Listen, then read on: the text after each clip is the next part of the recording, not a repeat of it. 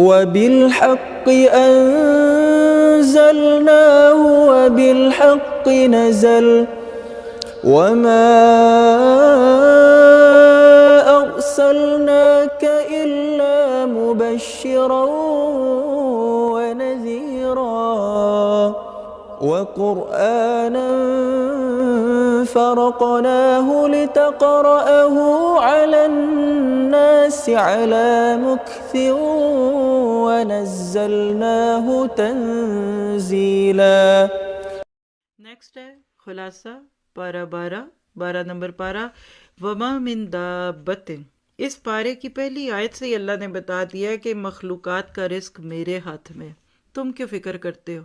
اور افسوس یہ ہے کہ آج انسانیت میں سے اکثر لوگ اسی رزق کے غم میں مارے جاتے ہیں اور نمازیں تک چھوڑ دیتے ہیں، اور اپنی نیکیاں جو کہ بھاگ لگانے والی، جو عرشوں کے رنگ لگانے والی نیکیاں ہوتے ہیں، ان کو پیچھے ڈال کر 4 ٹکے کمانے کے لیے فوکس نہیں ہوتے، اور بعد میں خسارے اور حسرت کے سوا شاید ہی کچھ ملے، اور دنیا مل بھی گئی تو وہ کوئی اتنی حسین دنیا نہیں ہوگی.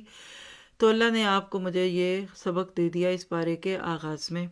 یہ پارہ سورت ہود کی آیت نمبر 6 سے شروع ہوتا ہے. پوری سورت ہود ہے اس پارے کے اندر جو ایک نبی کے نام پہ ہے، اور یہاں سے آپ نوٹ کر سکتے ہیں کہ انبیاء کرام کے ناموں کی صورتوں میں سے یہ دوسری صورت ہے. پہلی صورت یونس پچھلے پارے میں 11ویں میں تھی. سورت ہود آپ کو اس میں مل رہی ہے. اسی پارے میں سورت ہود کے فوراً بعد سورت یوسف ہوگی، جو یہ پارہ اینڈ ہونے تک یعنی آیت 52 یوسف تک یہ پارہ ہے. چونکہ بات شروع ہوئی تو بتا دوں کہ اس کے بعد پھر پارہ 13 میں آپ کو پھر آگے جا کر سورت رعد ملے گی. تو گویا کہ یہ 3 مستقل صورتیں انبیاء کرام کے ناموں پر ہیں. اللہ تعالیٰ ہمیں ان کا بہترین مقصد، ان کا بہترین فائدہ اٹھانے کی توفیق دے. اہم نکات لیجئے. سب سے پہلی بات کہ انسان کی تخلیق کا مقصد اللہ کی بات کو ماننا. سورت ہود کی ان شروع کی آیات میں اللہ تعالیٰ نے مقصد حیات کو خوب اچھی طرح سے ہمارے سامنے کھول دیا. آیت نمبر 7 لکھنا چاہیں تو لکھ لیجئے. لِيَبْلُوَكُمْ أَيُّكُمْ أَحْسَنُ عَمَلًا. تو گویا کہ اس میں لکھیے کہ احسن اعمال کی شرائط ہیں. اس پارے کو پڑھیں گے تو آپ کو 2 بڑی شرائط ملیں گی. ایک اللہ کے لیے کرنا، للہیت، اور دوسری شرط کیا ہے کہ طریقہ محمد مصطفیٰ مجتبیٰ صلی اللہ علیہ وسلم کا ہو. اس کے بغیر گڈ ڈیڈ رائٹیس ڈیڈ نہیں بنتی. تو اسلام ہمیں گڈ ڈیڈز کی دعوت نہیں دیتا. بعض لوگ کنفیوز ہوتے ہیں کیا کریں، فلاں بھی تو یہ کرتا ہے، غیر مسلم بھی تو اچھے کام کرتے ہیں، تو ان کے گڈ ڈیڈز ہیں. گڈ ڈیڈ کو رائٹیس ڈیڈ میں بدلنے کے لیے اتباع رسول لازمی ہے، اور اتباع رسول کے لیے رسول کو ماننا لازمی ہے. تو آپ کہہ سکتے ہیں کہ رسول کو مانے بغیر کوئی نیکی پنپ نہیں سکتی، کوئی نیکی پھل پھول نہیں سکتی، اور آپ اس کو کبھی بھی اپنی زندگی میں پھلتا پھولتا نہیں دیکھیں گے. پھر اچھی نیت خالص اللہ کے لیے، یہ مومن کا سلوگن ہوتا ہے. میری ہر اچھی نیت، میرا ہر کام جو بھی میں کسی کے ساتھ کروں گا یا کرتا ہوں یا میرا اس میں معاملہ ہے، وہ اللہ کے لیے ہوگا. میں اللہ کے ساتھ اپنے معاملے کو بہترین طریقے سے کرنے کی کوشش کروں گی، اور یہی وہ چیز ہے کہ جو آپ کو پھر مزید آگے سے آگے بڑھنے کی دعوت دیتی ہے. اور اس میں آپ جتنا زیادہ اس کو محسوس کرتے جائیں گے اللہ آپ کے لیے راستے کھول دے گا. اور پھر اگلا نقطہ اس کا کیا ہے کہ صبر سے آتا ہے. صبر کرنے والے کسی میدان میں ہارتے نہیں ہیں. اللہ کے نبی اور صحابہ کا صبر تھا 13 سال کا مکہ میں جو سامنے آیا. اور اب یہ ساری مکی صورتیں آ رہی ہیں تو اس میں آپ کو یہ بات سمجھ آئے گی. اور اس میں نمبر لکھنا چاہیں تو آیت نمبر 11 سورت ہود. اللہ نے فرما دی الذین صبروا وعملوا الصالحات. پھر اس کے بعد ہے رسالت محمدی صلی اللہ علیہ وسلم پر سب سے بڑا گواہ قرآن ہے. اللہ تعالیٰ نے قرآن پاک کی گواہیاں دلوا دی کہ محمد رسول اللہ صلی اللہ علیہ وسلم تھے. اب کسی اور کی گواہی کی کوئی ضرورت نہیں ہے. جو دے رہے ہیں وہ خوش بخت ہیں. اللہ کو کسی ایک انسان کی گواہی کی ضرورت نہیں ہے. اور یہ بات آپ کو آیت نمبر 12 اور اس کے آگے پیچھے کی آیات میں ملتی ہے سورت ہود میں. پھر اخبات، نیکسٹ پوائنٹ، عاجز، جھکا ہوا دل. آیت 23 ہے ان الذین آمنوا وعملوا الصالحات واخبتوا الی ربہم، جھک جائیے، عاجز بن جائیے، اکڑ ختم کر کے بون لیس میٹ بن کے رب کے سامنے آ جائیے۔ اللہ سے لوگوں کو جنتوں کی خوشخبریاں دیتے ہیں جس میں ہم فیہا خالدون، وہ ہمیشہ رہیں گے۔ اس کے بعد اگر آپ قرآن سورۃ ہود کی آیت کا نمبر نوٹ کر لیں اور بعد میں قرآن پاک کھولیں گے تو پھر اس کو ڈیٹیل سے پڑھیے گا، 25 آیت سے لے کر پھر انبیاء کرام کے قصے شروع ہوتے ہیں، جس میں سب سے پہلا نام حضرت نوح علیہ السلام کا ہے۔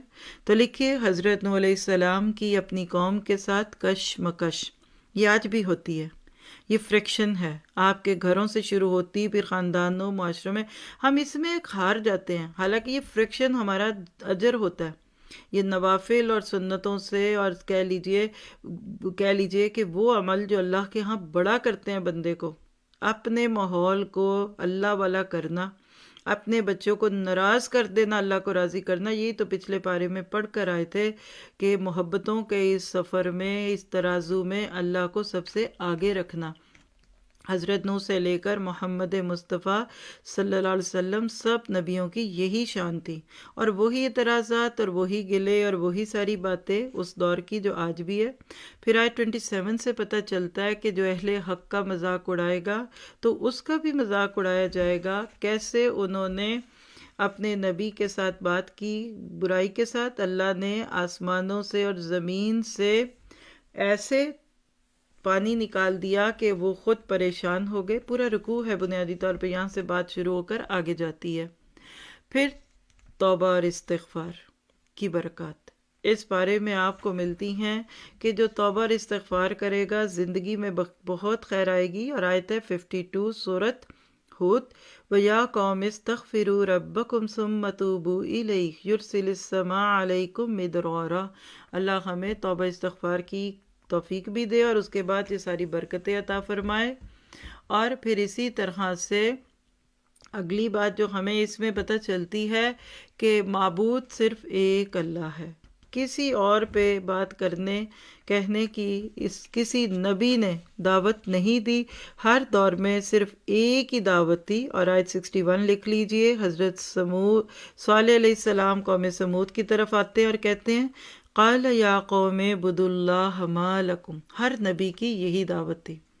اور پھر اگلی بات، ظالم معجزوں کو دیکھ کر بھی ایمان نہیں لاتے۔ قوم صالح نے بہت بڑا معجزہ مانگا تھا، پہاڑ میں سے ایک اونٹنی نکلی تھی، لیکن انہوں نے اس کو ضائع کر دیا اور ایمان نہ لائے۔ آیت 67 ان کے عذاب کی خبریں دیتی ہے۔ پھر اس کے بعد اگلا پوائنٹ کیا کہ حضرت ابراہیم علیہ السلام کے لیے حضرت اسحاق علیہ السلام کی پیدائش کی خوشخبریاں تھیں۔ آپ پورے رکوع کا ہی نوٹ کر لیجئے، آیت نمبر 69 سے لے کر 83 تک اللہ تعالیٰ نے اس صورت میں حضرت ابراہیم علیہ السلام اور قوم لوط کا قصہ بیان کیا، جس میں ہمیں کیا ملا؟ پہلی بات ہے کہ حضرت اسحاق علیہ السلام کی ولادت کی بشارت ہے۔ پھر ظالم قوم جو کہ اس وقت قوم لوط تھی، ہم جنس پرست تھے، لیزبین، ہومو سیکشولز، اللہ تعالیٰ نے ان کی بات بتا دیا کہ ظالم قوم کے لیے نبی کی سفارش بھی قبول نہ کی جائے گی۔ بڑی بات ہے، آج ہم بھی مسلمان ہوتے ہوئے سفارش کی امید رکھتے ہیں، اور ہم دعا کرتے ہیں کہ اللہ میں اپنے نبی کی سفارش عطا فرمانا قیامت کے دن۔ لیکن اگر کہیں ظلم ہے، شرک ہے، اور اسی طرح سے نبی ہی کی بات سے پیچھے ہیں، تو اس کے لیے دنیا میں ہی توبہ کرنے کی ضرورت ہے، کیونکہ اللہ کا قانون جو ہے وہ ایک ہی ہے ہر دور کے لیے۔ اور پھر اگلی بات کیا ہے کہ استقامت فی الدین، جب تک جمیں گے نہیں، ٹھکیں گے نہیں، اپنے نہیں بنیں گے۔ وہ بندہ جو آپ جم کے بیٹھ جاتا ہے نا، اس کو خیر مل ہی جاتی ہے۔ تو استقامت کے بغیر انسان بالکل ایک رولنگ سٹون بن جاتا ہے، اور وہ مثالیں بھی ہیں، دھوبی کا کتا فلاں فلاں۔ اور یہ بات آپ کو آیت 112 میں ملتی ہے، فَاسْتَقِمْ كَمَا أُمِرْتَ وَمَنْ تَابَ مَعَكَ وَلَا تَطْغَوْا۔ پھر نیکیوں کو برائیوں سے دور کیا جا سکتا ہے۔ جب کوئی آپ کے ساتھ برا کرے تو آپ نے اس کے ساتھ اچھا کرنا ہے۔ جتنا زیادہ آپ لوگوں کی برائیوں کو دیکھتے رہیں گے اور رگڑتے رہیں گے، برائی کبھی ختم نہیں ہوگی، اور یہ بات 114 میں موجود ہے، آپ دیکھ سکتے ہیں۔ اور اگلا نقطہ کیا ہے کہ اللہ کے کلام میں ہر دور میں، یعنی اللہ کے کلام سے ہر دور میں اختلاف کیا گیا، یعنی لوگوں کو عموماً اللہ کی باتیں اچھی نہیں لگتی۔ وقت پہ 118 سورۃ ہود میں یہ بات موجود ہے۔ اور پھر ظاہری حسن بمقابلہ باطنی حسن، کون؟ حضرت یوسف۔ حضرت یوسف کا قصہ سورۃ یوسف کے بالکل آغاز سے شروع ہو جاتا ہے، پوری سورۃ ایک ہی تھیم پہ چلتی ہے۔ تو گویا کہ پتہ چلا کہ یوسف علیہ السلام کے باطنی حسن کا تو پوری سورت میں قصہ ہے جو ہم اگلے پارے میں بھی پڑھیں گے، لیکن یہاں پتہ چل گیا کہ ظاہری حسن اللہ دیتا ہے، باطنی حسن کمانا پڑتا ہے۔ اللہ تعالیٰ ہمیں اس کی توفیق عطا فرمائے۔ اور پھر اس کے بعد جب آپ کو کوئی اچھا خواب آ جائے تو وہ خواب صرف اپنے مخلص ساتھیوں کو، دوستوں کو یا کسی بڑے عقل مند کو سنا سکتے ہیں، وہ بھی اجتناب کیجیے، ہر ایک کو نہیں بتانا چاہیے۔ اور یہ نصیحت تھی حضرت یعقوب علیہ السلام کی اپنے بیٹے کو کہ تم اپنا خواب کسی سے شیئر نہ کرنا۔ یا بنی لا تقصص رؤیاک، آیت 5 ہے سورۃ یوسف۔ اور پھر صبر جمیل، صبر جمیل کا تذکرہ اس صورت میں ادھر بھی ہے اور 13ویں پارے میں دوبارہ آئے گا۔ گویا کہ حضرت یعقوب علیہ السلام صبر کی تصویر تھے۔ آیت 18 سورۃ یوسف، فصبر جمیل واللہ المستعان علی ما تصفون۔ اور صبر جمیل کیا ہے کہ رنگ نہ بگڑے، ہماری تو شکل بگڑ جاتی ہے اور آنکھیں اور چڑی ہوئی اور ماتھے پہ تیوریاں۔ صبر جمیل ہے کہ آپ دکھ میں بھی خوبصورت دکھیں، لا شکوۃ فیہا، صبر لا شکوۃ فیہا۔ تو اللہ ہمیں اس طرح سے قبول کرنے لگنے۔ ہم تو مظلوم بن جاتے ہیں، ہم سوچتے ہیں ہم صابر ہیں، صابر نہیں ہوتے، مظلوم اور چڑچڑے اور بدمزہ ہوتے ہیں۔ اسمائل دیجئے، گالیاں سن کر بھی چہرے سے اسمائل نہ جائے۔ اور پھر اگلی بات کہ اللہ کی توفیق کے بغیر پاکیزہ رہنا ناممکن ہے۔ یہ آپ کو حضرت یوسف اور ان خواتین کے قصے میں سے ملتا ہے کہ جب اللہ نے یوسف علیہ السلام کو آزمایا تو پہلے ایک عورت کے ذریعے اور پھر اس کے بعد اور عورتوں کے تھرو بھی، لیکن اللہ تعالیٰ نے یوسف علیہ السلام کو کی دامن پہ دھبا نہیں لگنے دیا۔ تو گویا کہ یہ پارہ آپ سے مجھ سے کیا تقاضا کرتا ہے؟ عمل کی باتیں نوٹ کیجئے گا۔ پارہ 12 کی نمبر 1، استقامت سے جمے رہیے، جو کام کر رہے ہیں آج کیجئے، اللہ آپ سے کرائے گا۔ اپنی نمازوں کو، اپنے ہر معاملے کو، اگر سچ بول رہے ہیں تو استقامت کا دامن نہ اتاریے گا۔ اور اسی طرح صبر جمیل، یہ نہیں ہو سکتا کہ یوسف علیہ السلام کی طرح ہم میں سے کسی کو کسی سے کبھی بات نہ سننی پڑی ہو، لیکن آپ جب تک اللہ تعالیٰ پہ نظریں لگائے رکھیں گے اور یہ قصے کہانیاں پڑھتے سنتے رہیں گے، آپ کو بھی انشاءاللہ دن بدن صبر کرنا آئے گا۔ اور سب سے مشکل صبر رشتہ داروں کے مقابلے کا صبر ہے۔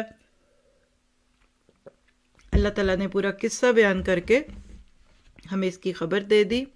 پھر اگلی بات جو ہمیں یاد رکھنی ہے کہ اللہ نیکی کرنے والوں کا اجر کبھی ضائع نہیں کرتا، لہٰذا نیکی کرنے سے کبھی نہ چوکے۔